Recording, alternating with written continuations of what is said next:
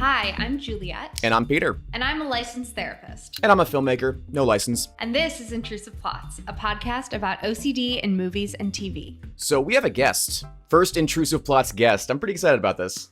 This is a big day. So we have on our podcast the writer-director of Pure O, Mr. Dillon Tucker. Dillon, thank you so much for joining us. Absolutely. Thank you for having me. Pure O is the story of a rehab counselor questioning his sanity when he is diagnosed with OCD. With the help of his therapist and addiction recovery clients, he discovers the life-affirming power of community and fights through the darkest moment of his life. This is also a movie I was lucky enough to see in a Los Angeles screening, and actually I was able to get on stage.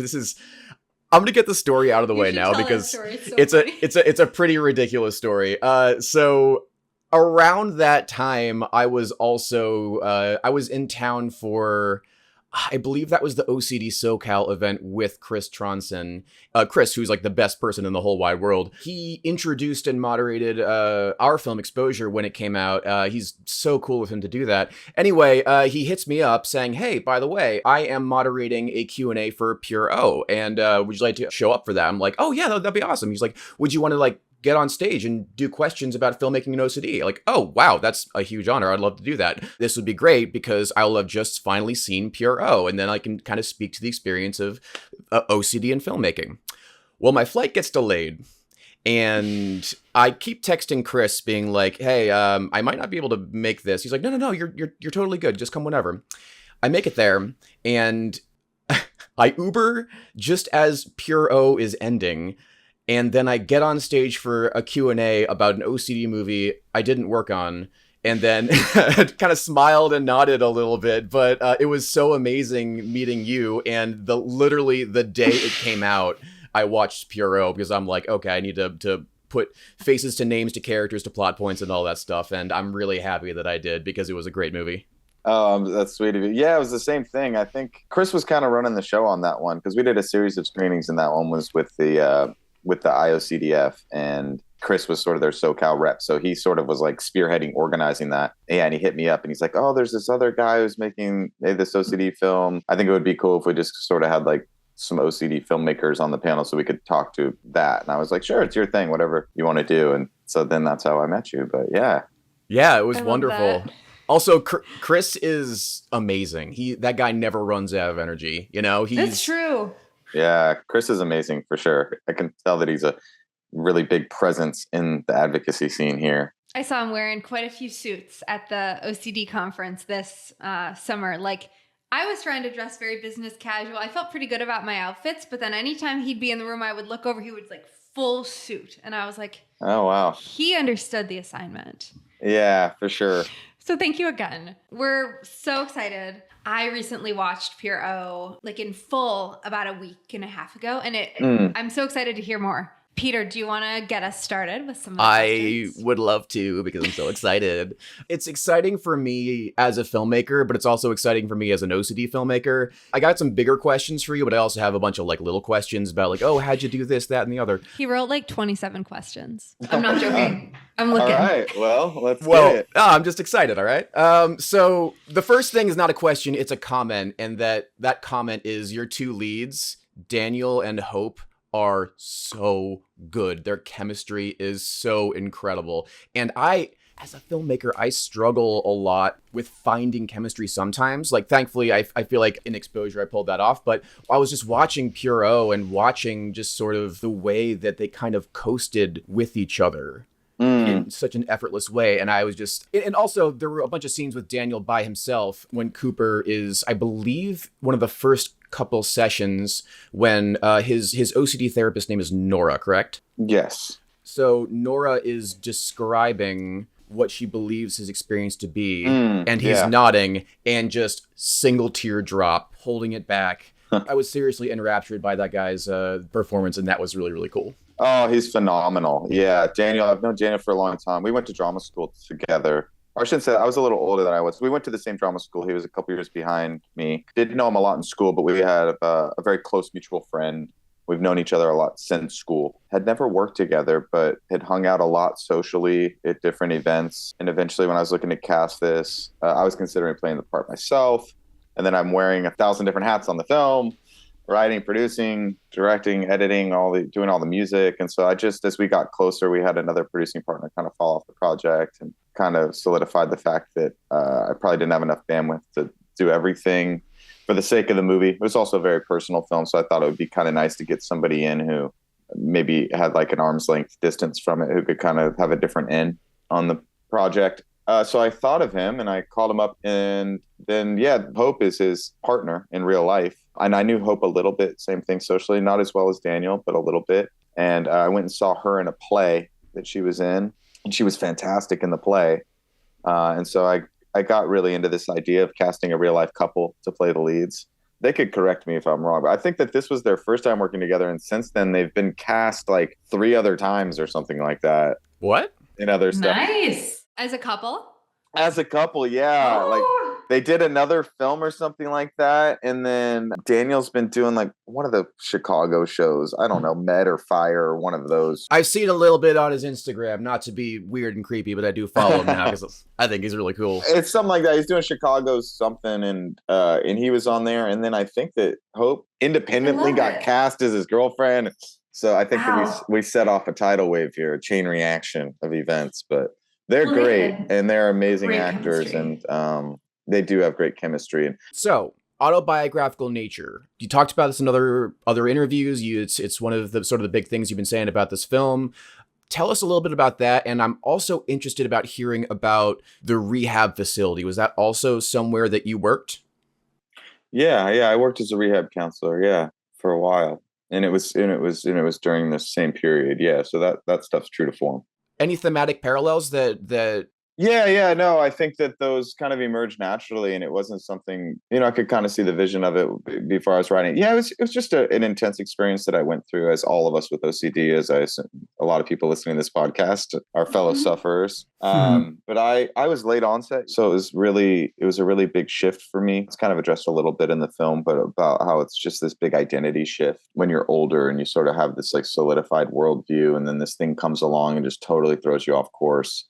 It was a lot to take on and a lot to understand. And so after I kind of got through everything, I jotted down a lot of notes and things, and not even knowing if it was necessarily something that I wanted to write, but it was something that film is my language and my medium and how I write. So I sort of just like, it was almost just journalistic in that sense of like, I'm just going to kind of get all this down and bullet point out certain things, and then just put it on, the proverbial drawer on my laptop, just kind of put it in the drawer, and just like it was sitting in a folder, did some other things. And it wasn't anything that I wanted to sort of address or tackle while I was going through things. And I didn't want to have it be so far removed that I was having to remember things a certain way. I wanted to be right in that sweet spot where I was sort of through everything emotionally and had kind of come to terms with this diagnosis.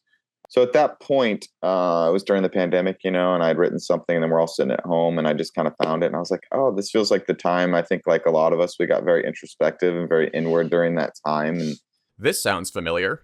Sorry, this sounds familiar with the 2020 pandemic. Let's write a movie.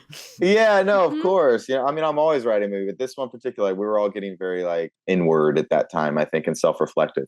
Because I think a lot of times people talk about that working in rehabs, like how do you end up in a rehab? Like even the people working there, it's an extreme place. And I don't have a background in that. I haven't suffered from addiction, and I'm not sober. I just happen to have somebody who brought me into that thing. And it is funny looking back on it. It was obvious that I was ending up there because I had things that I was going through as well.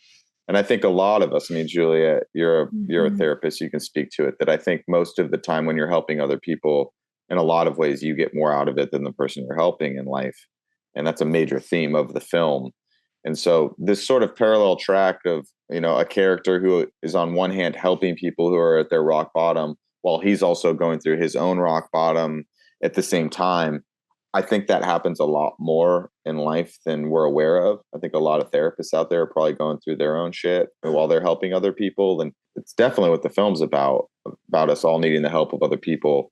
And I think that's also a bit of a microcosm just for life in general. I did really like the way that was done, because in addition to, what you just said, I also loved how as Cooper is like learning more about what OCD is, how to work to kind of live with his own mind, he has a new awareness of his patients and gives them different tools, but it's kind of the same essence of like, there was a quote, every step you take is either a step towards fear or love, and choose love.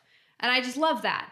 And, you know, that can be applied to addiction, that can be applied to OCD, that can be applied to trauma, that can be applied to anything.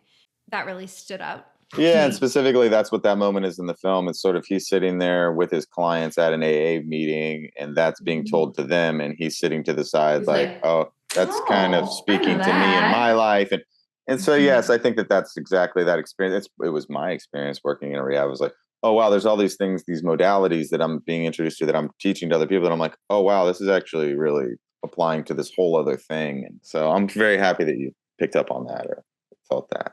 To your point about a counselor's ability to kind of be there for someone when they're at their rock bottom, but also have their own lives to deal with, on the other hand, Cooper was incredible at that. This whole movie, he was, he had all kinds of different obsessions, but every time he'd go back to that rehab, with the exception of kind of towards the end when the rehab's more challenging client, Brandon, that's when I saw, okay, maybe his outside experiences are weighing on him a little bit. But I was so impressed at the ability for someone to leave their own journey at the door to then help other people. And it gave me a big appreciation for not only those clinics, but also therapists in general. Sure. Oh, I mean, I don't know, Juliet, you can speak to this. I'm sure that there's times that your personal world is just on fire, and you got to sit down and hear somebody coming at you about whatever their stuff is. And the thing is, I don't know for your experience, Juliet, but when I was going through that stuff when I was working at the rehab, is that, like I said,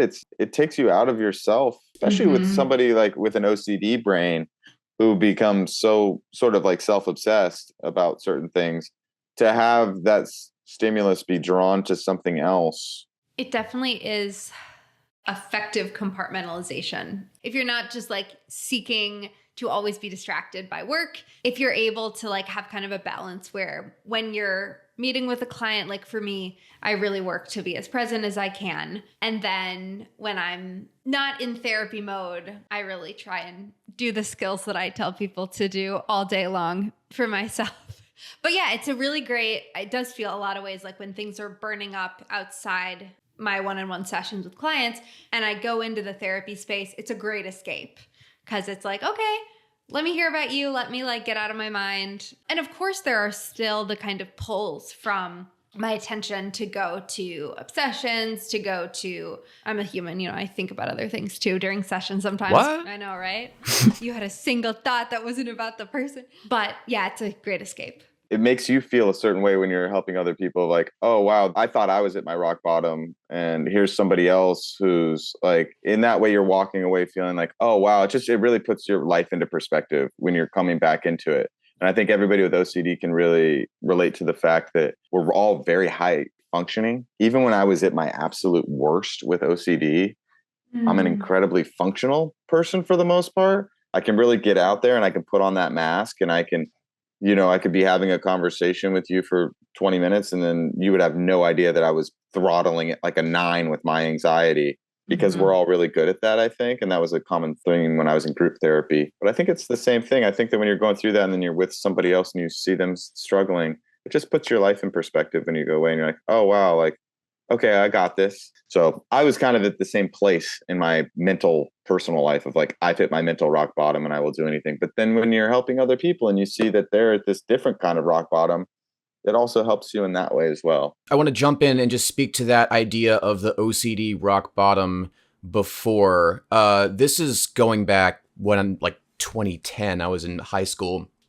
And I have not talked much about this, and I generally like to keep my own personal OCD stuff private. But I remember distinctly there was the feeling, like the anxiety feelings of obsession, right? And then there was the chasing of relief through compulsions and avoidance, all the classic stuff. I remember right before I took an actual plunge into ERP that there was this third feeling of frustration, of just, how have I lost so much time to this? Why can't I? Because I was thinking what you said about the functionality that we can have as people. Like you were saying, oh yeah, a lot of us are very high functioning. I'm like, yeah, it's a miracle that we're all walking around out there, Yeah, basically, I've never thought of it kind of as an OCD rock bottom, but it was something that really compelled me to actually take therapy as seriously as I could, take the leap to call it OCD in the first place, because that's always hard. But yeah, no, I just like how you put that. So.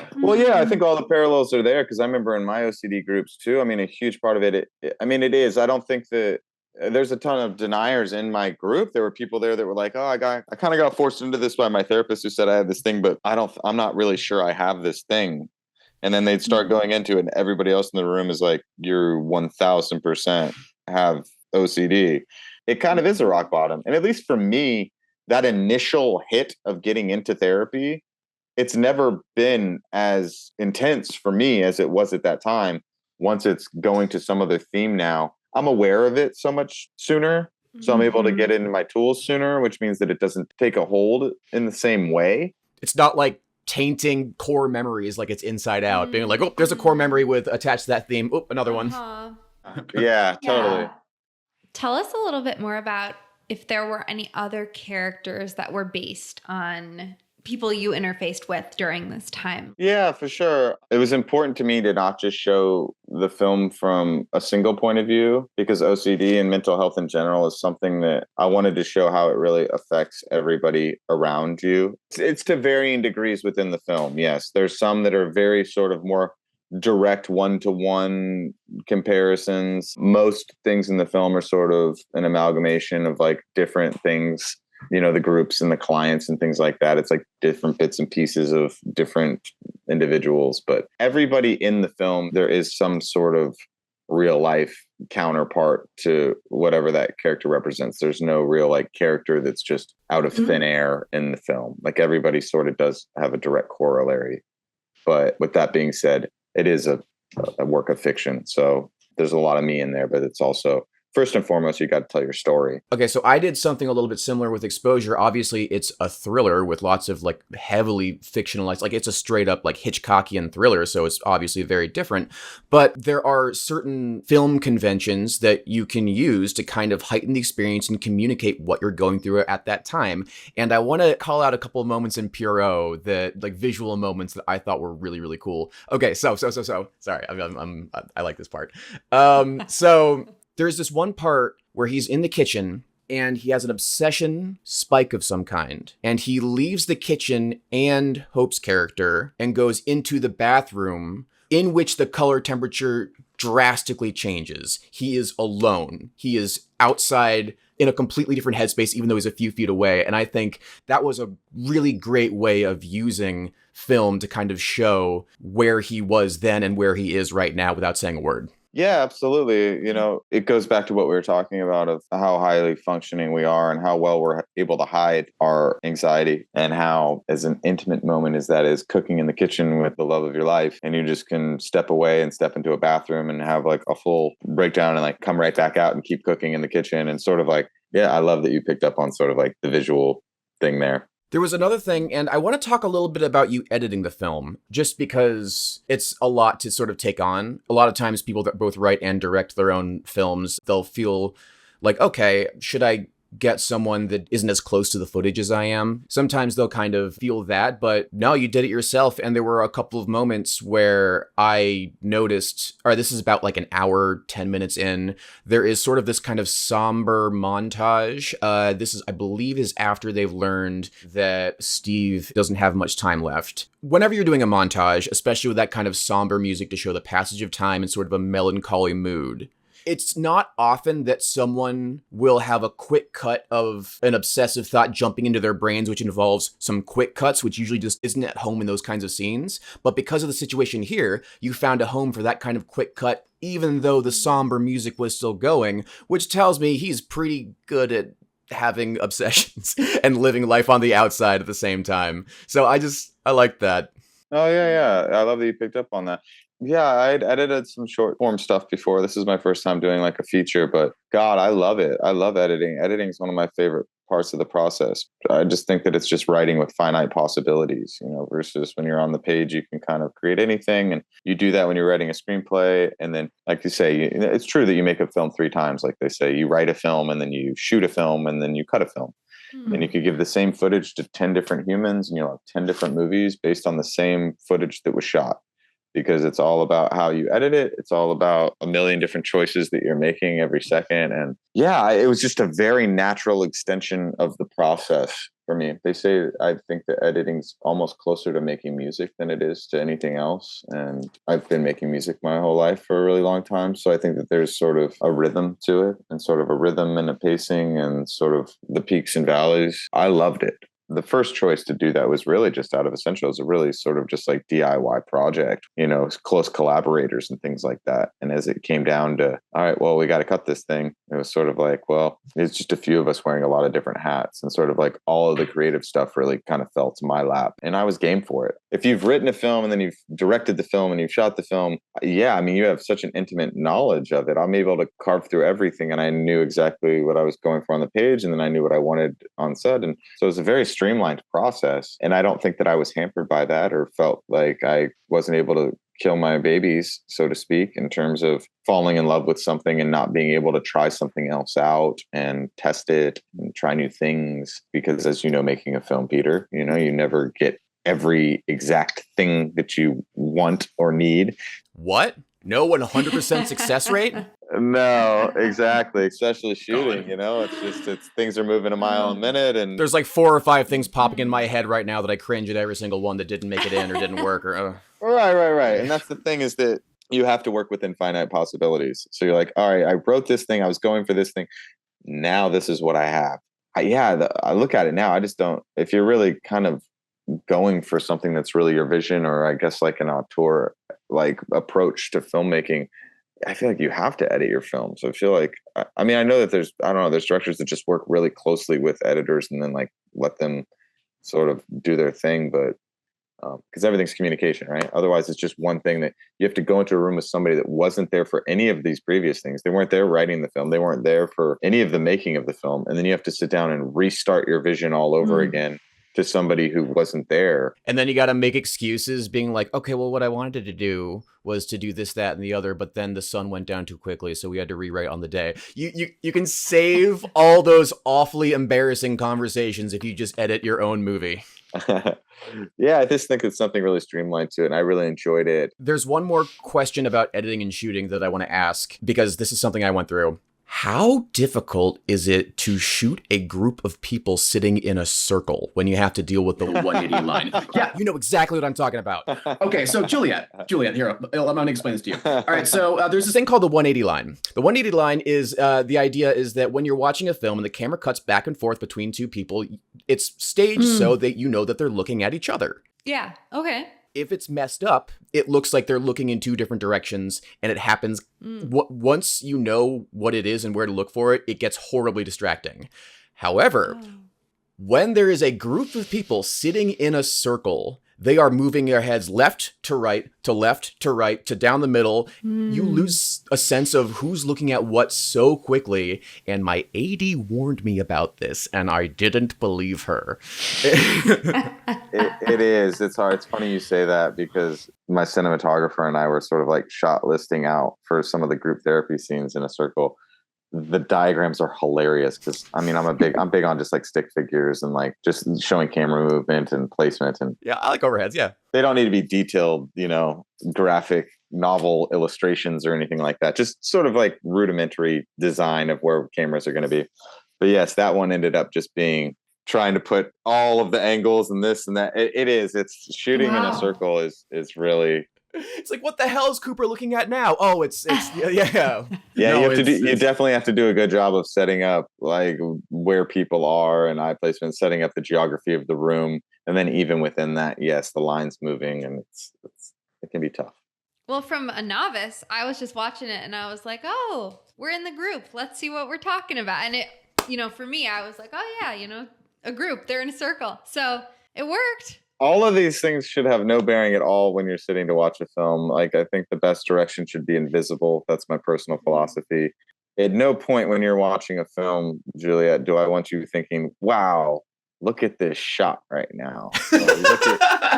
Or wow, look at how that camera moved on the right side of the line. I think if you're thinking that, I'm absolutely fucked as a filmmaker, and you are not I would do that as a teenager to try and impress my friends, to be like, oh, look at what they did with that shot. They're like, Peter, shut the fuck up. Oh, yeah. Don't be that guy, Peter. Don't be that guy. Oh, I was that guy for we've years. all been that guy at times. I think we've all been that guy. I'll be like, sometimes I'll say, oh, I love the lighting in this scene. Well, wait, hold on. Aren't we being that guy in this podcast about OCD films? Be like, oh, I don't know if that was right. I don't know. You know, like... So one thing that stood out to me with the film was how the audience learns about what OCD is at the same time as Cooper does, because we see him in the first session, or not the first session, the first scene, he's in the session with the therapist and she's like, I think you're demonstrating obsessive compulsive disorder. He's like, okay, what does that mean? And then she gives him the referral to the OCD therapist. And then we see Nora, the therapist who specializes in OCD, kind of doing the really great scene where she's like, let me guess, how you got here. And she basically just completely reads Cooper's experience to a T without him saying anything. She's like, you had this one thought. And then, and she goes into it. And then after that, we see him when he's at work, he's like Googling like signs of OCD. Or maybe he's at home, he's somewhere and he's Googling like, what is OCD? And there's this scene where he's like on Wikipedia and it's like people can have obsessions about like harming people and their relationships and about mental health stuff. And so we're seeing him taking it in, but it's also good because if you know nothing about OCD, between the scene with the therapists as well as this, you're like, okay, I have a framework now to understand kind of what he's going through. Yeah, 100%. This was all just part of the architecture from the very beginning of the first word on the page. Was one, I mean, it already worked out very naturalistically because that's exactly where this character is. I had no idea that pure O was even a thing. I mean, we all know about sort of like OCD that we've known about in the media of, touching doorknobs and stepping over cracks and things like this. But the fact that there was this whole other landscape in one's mind was a totally foreign concept to me. So I knew that in order for the film to work, I really had to take some time to educate the audience on what this was as the character was finding out. And I wanted it to be twofold. First and foremost, I wanted it to be an entertaining film that had depth and had insight and showed sort of like a really personal experience. But I also wanted it to work as a bit of a working document where if somebody was introduced to the concept of OCD, or if a loved one, I've had so many experiences through this film now of just like mothers whose children are suffering or whatever it is. And they're like, I'm just trying to understand more about this thing. Have somebody like that be able to go watch the film and be like, okay, I'm seeing at least a little bit of an insight here into one's perspective of what a sufferer is kind of going through when they're figuring this thing out. So I wanted it to be twofold. I wanted it to be educational and entertaining at the same time. It was definitely something that I struggled with on ours, the line between entertainment and kind of making sure that all the information got across. And when you said, if we can just get them past the first few therapy sessions, then we'll be golden, I was like, that's so real. I hope that doesn't happen going forward. I think that's all the more validity for why a story like this needs to be out there, is because people don't know about it. And so hopefully 5-10 years from now, when somebody wants to make a film of OCD, they could probably just dive straight into the action, and everybody hopefully will have a more collective understanding socially about what this disease really looks like, what it is. Films like yours, Exposure, my film, hopefully, I know that Turtles All the Way Down came out this last year. It seems like there's a lot more sort of OCD films that are starting to enter the public space. And yeah, I wanted to be a part of that. And so hopefully going forward down the line, I won't have to spend the first half an hour educating an audience on what OCD is. They will just already have a keen understanding of it. That's what I love about this community so much too. Like, I don't have to begin like, oh, and so by the way, POC. Okay, well, POCD. Okay, let me back up. OCD is not just, and then you have to like to the top of the Wikipedia page, Totally, yeah, and it's. I get it when you don't. Like, some of these things get thrown at you, and that's the whole point of OCD, is that it's like taboo concepts. They're just human thoughts that are just really misinterpreted in a brain that's kind of wired differently. But when other people hear them, they have the same reaction that an OCD brain has, except they just go, whoa, that's intense or weird. Yeah. So they're having all that too. An OCD brain is just kind of coming at it from a different place. So yeah, I get it. When they hear this stuff, when you start trying to explain it away, they're like, people are already just sort of arm's length, like, this sounds crazy and intense. Do I want to opt out of this conversation? You see it on their face. But just like Cooper's character, that was me. I had my own preconceived things and my own judgments, and a lot of that was like, oh, I help other people and work at rehab. I help them, but like, and I'm not judgmental about that. That's cool. You have mental health issues, but like, I don't have mental health issues, and that's a huge thing that I think a lot of sufferers go through, especially late onset. It's sort of this thing of like, I have my worldview, like I'm good, like, oh no, I'm cool with everybody else, but like I don't have that issue. And then it'd be like, oh fuck, like I have that issue too, and that I'm human, basically. That's a very human thing that I think that a lot of people that struggle with OCD go through. Yeah, it's a huge identity fuck, like in every way. I'm curious for you if you're willing to share, like, how old were you when your symptoms started? That's a tricky question, right? When did the symptoms start? I think that once you go through this, we can all look back on our lives and be like, oh, wow, there was shit there way earlier than I thought it was. But when did it become a problem? And when did it start really taking a hold? I was probably like going into my late 20s. Yes, you've lived like 25, 26 years for the most part, feeling more confident about who you are, trusting your brain, and then it just totally shifts. 100%. Yeah. And it's hard too. I mean, you have relationships that you've built up, and like those people, each other as one thing. And then all of a sudden this thing comes into the relationship and you're like, okay, wow, you're trying to explain to somebody how you've realized that you're a little bit different. And then, you're trying to explain that to parents who don't understand it. And a lot of, I think, parents and loved ones, they're very well intentioned. And of course we all love the people we love, and you just support them. Doesn't mean that they understand it. Hey, now that we're talking about loved ones understanding, can I ask a really spoilery question? Sure. Okay, so halfway through the movie, he goes to the bedside table and sees that there's Hold on. dust. If you're listening to the podcast and you haven't seen this film, this is where you hit pause and you go watch the movie and then you come back. I think we crossed that line a little bit ago. A little bit ago. How about just watch the movie before you listen to the podcast? Yeah, right. He discovers that she hasn't touched the book because there's dust that's collected on it. Right. Towards the end of the film, after super big mega spoiler, they break up, he picks up the book that hasn't moved, but we don't have an insert to see if it has been touched at all. In your mind, did she end up reading the book at all? No, it's a good question. That is a good question. I don't know. Those kind of things I don't want to answer. I think that's more of like an audience open-ended thing. I don't know. Yeah, I'd like to think that character was well-intentioned enough. I hope it comes off that way, of like being that loved one who sort of is like, I support you. I don't know what you're going through, and it's totally foreign to me. And I'm not really of the personality where I'm going to dive in and read all the books and do all the things. But like, I just know that I love you and I support you. I think it's also that moment's got a lot going on there too. It's a lot of acceptance in that moment. It's a lot of realizing that my journey is my journey. And I think that we're all have a tendency to lean on other people, maybe sometimes a little too hard with certain things. And he also takes the book and he keeps the book, he takes it and he puts it on the shelf. And I think in the original script, he actually picks it up and he like throws it in the trash. Really? Yeah. And I think that was actually a Daniel choice where we really talked about it. And he's like, maybe he like keeps this. And I thought that was a better choice. I liked that a lot. I felt kind of symbolic too of like, you're going through a hard time, but like there are other people who care about you. There will be other people who might want to look at this book or have the capacity for looking. It's like, it elicits more hope. Yeah, I think that's what Daniel said too. He's like, maybe he's holding this for like the next person, I noticed that there were some times when Google was a big one for him. Like he found himself doing some physical compulsions with like Googling things at the end, we see him deleting the Google app, which I loved. So I noticed some of the physical compulsions. I also noticed, pretty heavily mental compulsions. Tell us why you decided to name the movie Pure O.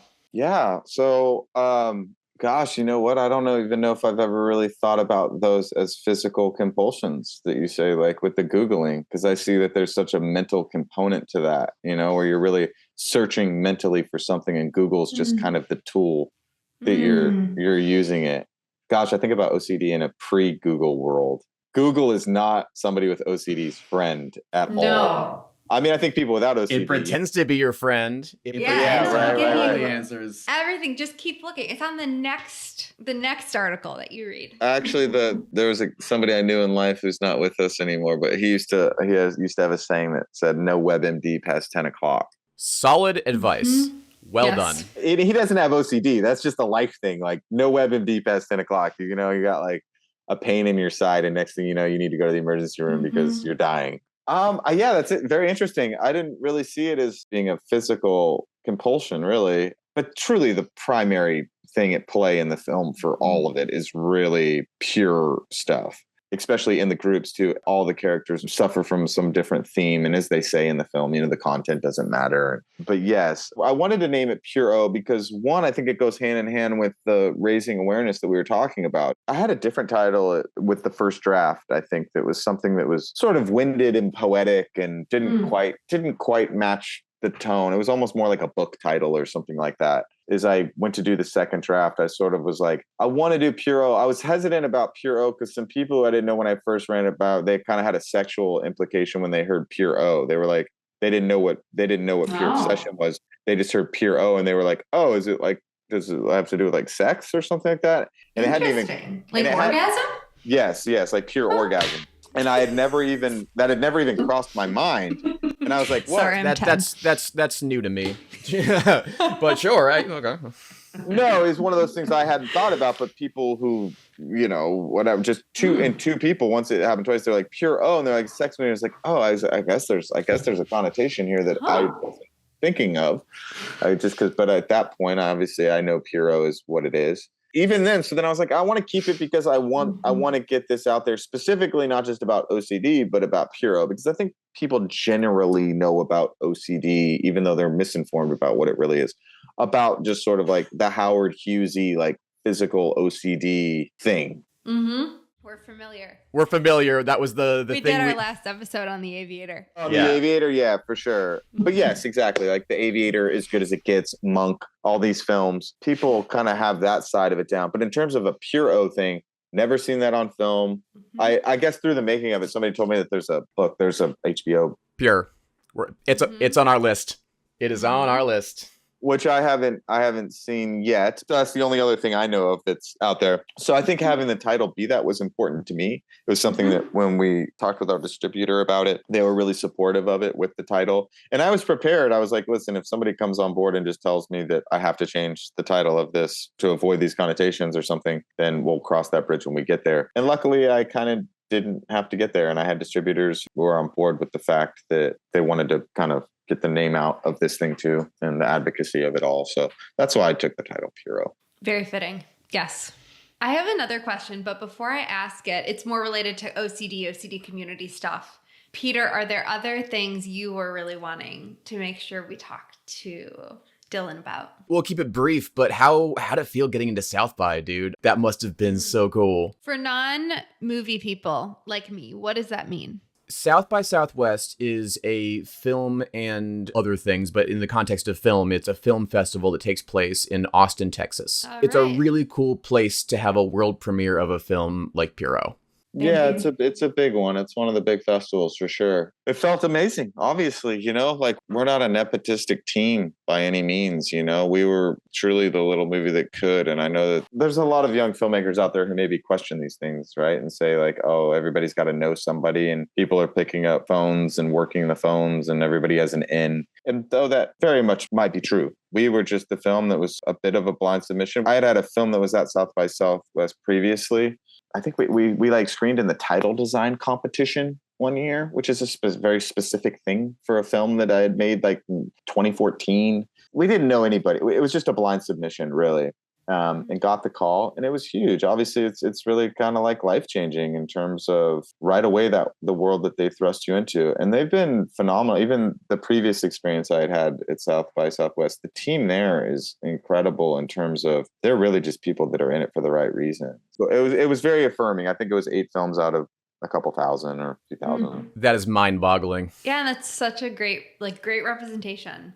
It is great representation. I give them a lot of credit. I talked to them at the festival when I was there, and they were just like, yeah, this came across, and we watched it, and we passed it around the team, and it was just like a hard yes right away from everybody. This is like amazing. And then we showed up there, and we were really the only film that didn't have like a movie star in it or some sort of connection. Like we're in competition against films with Dave Bautista and whoever, all these, SNL actors and all these other things. And then there's our little movie sitting there with, no name talent and just sort of there on the merits of the filmmaking. And it was a huge moment for us. Absolutely. It led me in a lot of different directions. And it's really changed my life. All right. So I have a couple more and then we'll start to wrap this up. So hour 30 in, there is one of the most painful scenes of the film is happening. And I just like, he's wearing a Script Notes shirt. I love Script Notes. I love that. Did you try and work that in, or was that just a shirt y'all had on hand? Yeah, no, for sure. If you look at all the shirts, that was the same thing going back to Daniel and I, is that we really wanted to just kind of have his wardrobe be this amalgamation of like wearing some of my clothes, some of his clothes, some of just whoever's clothes. And so we kind of went through my closet and his closet and kind of like piecemealed together this character based off of it.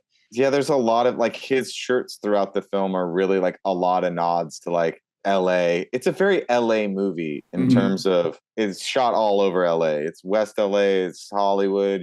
He's going out to Malibu. He makes the drive up to Malibu every day for work, right? Yeah. He lives in Hollywood, but he's working in Malibu. And I love LA movies like that, like The Long Goodbye, or I don't want to geek out too hard here, but there's just like a lot of LA movies where it's just like the guys kind of just like throughout the movie, just kind of like moving around LA. And, so many times when we're watching as Angelinos, we watch movies and there's so many LA movies that are sort of the geography is not right. And you're like, wait a minute here. Unfortunately, I broke this rule. I'm so sorry, Dillon. I tried to make my film take place in like vague America, like not really be like have that be very important.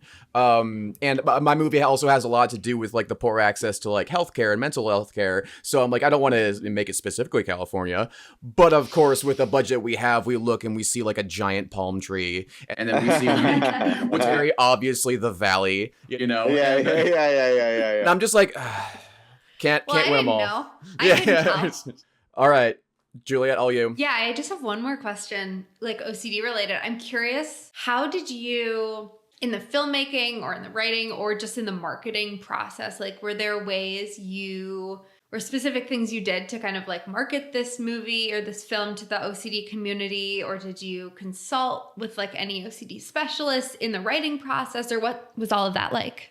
Yeah, so I wrote the film on my own. I sent it to my old therapist before I made the film because I wanted to get a therapeutic perspective on it. And she came back and was like, yeah, I mean, obviously I was your therapist, this is your story. And, it kind of gave the green light. It was just a little bit of that validation because obviously there's a lot of like therapy scenes and group therapy. So I just wanted to kind of, even though I'm writing from my own experience in these groups and sort of my remembrances. And then I made the film, and then I think that's where we met before, Juliet. I think I just started. Yeah, because I think you sent me an email or you messaged me on Instagram somehow. Totally. I mean, I signed the distribution deal, and then the film was going out, and then we really talked about it. And obviously I made the film for it, but like and then I just started reaching out over the internet, not just blindly, like really doing my research and really getting into the community and going on social media channels and Googling and finding the IOCDF and sort of big organizations, Made of Millions, No CD, all these places, and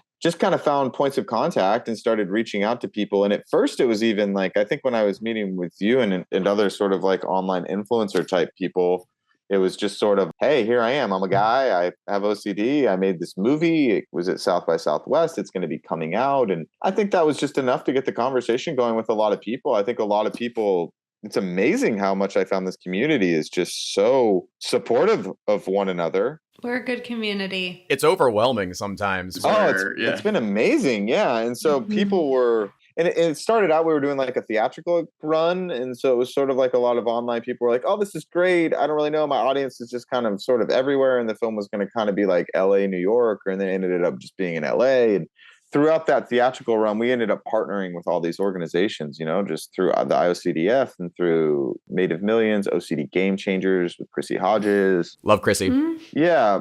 And so it just kind of plugged me into that community. I think that collectively there was a hunger within the community to be like, oh wow, this is really cool that we have some representation in Hollywood and that we have a film coming out, and it seems like it's made by somebody with OCD that's sort of telling his personal experience, that's going to show at least his depiction of what this looked like, and it's putting sort of like the empowerment of the storytelling back in our hands.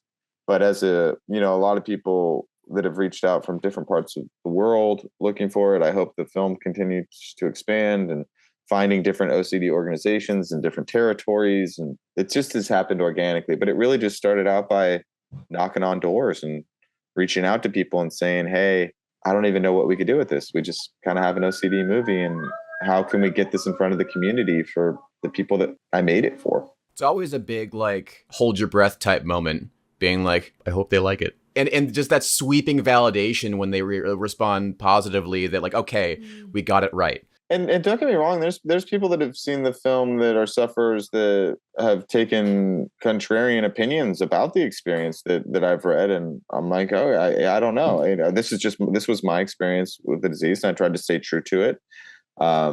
And yeah, I don't know. So I think that I think the best film opens up that discussion. So I think we did it. I stayed true to myself. I can say that. I can stay true to sort of what my experience was with this thing, and I hope that people see themselves in it. And if not, I hope it starts a discussion to where people can, I don't know, get out there and tell their story. And maybe I think there's equal value in that. If somebody's like, wait a minute, that's not my story, I want to tell my story. Like, well, great, share your story too. Let's get the more OCD representation and mental health and general representation that we can get in the mainstream media, I think is a good thing, because I think a culture that sort of is more accepting of all of that is going to be better. Healthier, Certainly. Less judgment.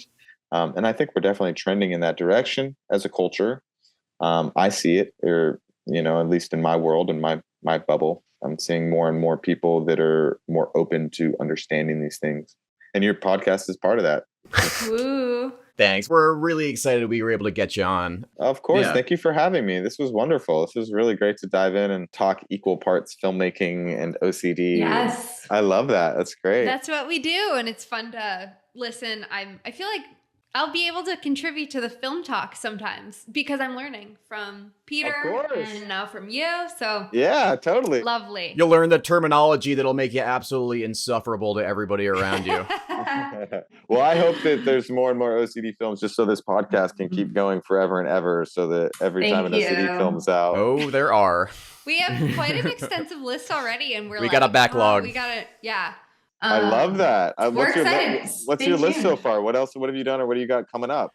People are asking for Pure. People are asking for Matchstick Men. People are Turtles All the Way Down. Turtles, of course. Other TV shows that have OCD representation. I kind of want to do that Lars von Trier movie, The House That Jack Built, just for a goofy one. I want to do it just for the sake of roast. Just to say, well, we don't, hold on. We have to watch it first before we roast it. You're right. Yeah. You're right. Yeah. So far we did As Good as It Gets. We did The Aviator, and then you are our third episode. So stay tuned. We're new. I am honored. I am honored to be on here. We've also got some short filmmaker friends that have done shorts that I really, really like. And Waving, right, yeah. But also my friend Chris did a movie called For the Safety of Theo, and it's got a dark comedy edge to it, which is also, I like seeing OCD approached from all these different genre directions. I think it's really cool and kind of normalizes the discussion around it. Yeah, totally. I can't wait to hear more, guys. Thank you. Yeah. Juliet, you want to take us out? I sure will. Thank you for joining us on this episode of Intrusive Plots. I'm Juliet. I'm an OCD therapist and OCD educator. You can find me on Patreon at Juliet Gustafson and on Instagram at OCD_therapist_Juliet. I'm Peter. I wrote and directed a thriller about OCD called Exposure. You can find that at exposure_movie. You can find it on demand and physical media. Dillon, besides Puro, anything you want to tell us about? No, not really. Puro, it's out right now anywhere that you sort of rent movies. It's in its transactional window. So Amazon, Apple, Google Play, wherever one does. And yeah, I'm on Instagram, but I was off for like 4 years. I got pushed back on. I really don't use it, but it's my name, Dillon Tucker, all one word, at Dillon Tucker. Dillon Tucker at Dillon Tucker. Well, follow us on Instagram at intrusive_plots and let us know what films you'd like to see us review next. Goodbye. Bye. Bye.